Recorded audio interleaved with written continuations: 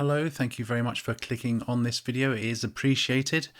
As I've been hinting at in previous videos, today I'm going to review the Ringo Starr album, which I can't remember. It's called Look Up. I'm really bad at this. Yeah, it's called Look Up. I knew it was. I was just playing with you, so you'd think I was inept at this. I can't even say the word inept. What does that mean? What does that say? So, full disclosure, it's 20 to 1 in the morning when I am recording this, and the missus is next door, a very thin wall between us, so I've got to be relatively quiet. She ruins everything. So, I had previously recorded a video for this, and I decided to do it again after watching Beatley Tone's review of this album. He mentions right at the beginning of his video, great video by the way if you're watching Tone, he mentions right at the beginning of his video that he wanted to live with it a little longer so he could get a fuller idea. And I went, do you know what, I'll do the same, live with it. I've been, it's been on in the background most of the time whilst I'm playing, Last of Us 2 or something, The zombies actually made this album better. Okay, so let's crack on with reviewing this new album by Ringo Starr called Look Up. Professional. This album has 11 tracks and therefore I will be scoring it out of 11. So the first track was called Breathless, and immediately I liked how it got you in the swing of things. Yeah, it was really good. I was like, here we go. But there was just the guitars were kind of back in the mix a bit, and I was like, oh, that's weird, because it was quite a jing, and I was like, I kind of recognise the riff. So basically Ringo would sing a line and then it'll go ding, ding, ding, ding, like that, something similar to that. And I was like, that sounds familiar. And it wasn't until about midnight I realised it's very similar to Wake Up, Little Susie, Wake Up, jinga, jinga, jing, jing. See, they're identical.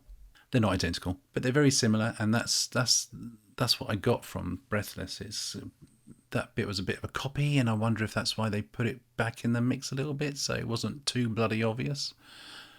Probably not, but it was a good choice to open the album. It gets you into the swing of things, and yeah, it's kind of sets you up for the rest of the album. It's like, oh, this album might not be bad. Track 2 was Look Up. It's the title track of the album as well. Let's not forget that. I thought this song wasn't bad at all. Actually, I forgot to mention, I'm not a fan of country music. I'm not really a fan of Ringo's music. Obviously, he's got some great tracks that were, written by the other Beatles. Photograph, for instance, is an all-time classic song, regardless if it was Ringo. It's amazing. But anyway, what was it called? Look Up. It was actually quite good. Yeah, I really enjoyed it. But already I'm getting that overuse of country slide guitars. Okay. Here, I'm noticing a theme here. Well, the theme's country music, but I'm noticing it.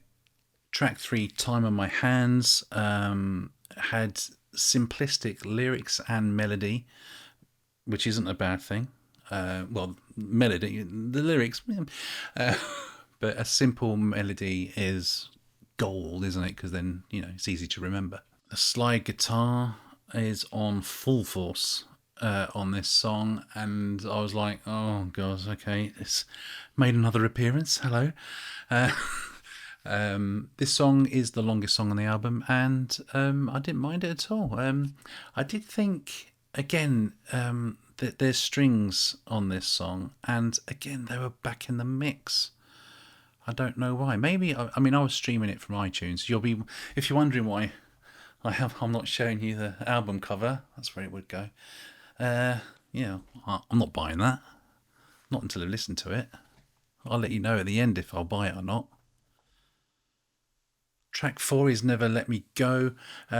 This is one of the songs that benefited from repeat listening for me, because after a while the plodding bass line, yeah, it got me. So this one had to pull me in, but it did take a few listens. Track 5, I Live for Your Love. How do I be nice about this? It's boring. Um, I feel like I'm hating on country music. Now, if there's a country music song which is good, I tend to like it, obviously. I like any genre of music. If the song's good, the song's good. But when I think of country music, I do think of this kind of... it was just boring. It was boring. Me talking about it was more interesting, and that was boring. So, track 6, Come Back. Again, this was just a nothing song. Although I did enjoy, like, there's a counter melody going on, and the harmonies are all right on this. I should say that all the people that are singing backing to Ringo on this album all sounded pretty damn good. Track 7, Can You Hear Me Call? This song, and I've got my notes here. Horrendous lyrics is what I wrote, and I stand by it. It's not a good song. It's just, this is not looking good for Ringo. Track 8 is called Rosetta, and at this point, I start losing my patience with this album, because it's like, this song in particular is like trying to have a bit of an edge to it. So it's slightly different to the others on the album, but it just sounds like dirge. I was just like, oh. And can I just say, I didn't skip any of these. Even on my re-listens, I just let it go. I just, come on, this is, maybe it'll grow me. Maybe it'll grow me. No, it's not. This was rubbish. Track 9, You Want Some. This song had a real sitting round the piano in a pub in the 1970s feel to it. It reminded me of Chaz and Dave. For my American viewers, if you don't know who Chaz and Dave is, Google Chaz and Dave. And a particularly good song of theirs is There Ain't No Pleasing You. Brilliant song. But they're kind of more famous for their song Rabbit. But anyway, You Want Some, it just gave me that feeling of Chaz and Dave. Google them. They're all right. They're all right. This song was actually one of the better songs on the album, so this song got a thumbs up from me. Track 10, String Theory. Again, I mean, what we doing here? I can tell you what we're doing here. The same as the whole album. The whole album is very, very samey sounding. Maybe that's a good thing. Maybe that's a bad thing. I'm going with it's a bad thing. Again, the lyrics are poor. He sings on a couple of occasions in this song, everything dreams. No, everything doesn't dream. Does a light switch dream? Does this phone dream? Now, there's going to be some idiots out there who's like, oh, he's got an iPhone, probably dreams of being a Samsung. Get lost. Track 11 is Thankful. And, you know, obvious gag here. I'm thankful that was the last song, because this, again, was not a good song. Lyrics just... Ugh. Yeah, I didn't enjoy it. Thumbs down again. So overall, to rate this album out of 11, I give it 5. It would have been 4, but 1 grew on me. I'm still, maybe it's 4.5 out of 11. I don't know, let's go 5. Let's be nice. I mean, he's in his 80s, isn't he? I didn't notice much pitch correction in this auto-tune.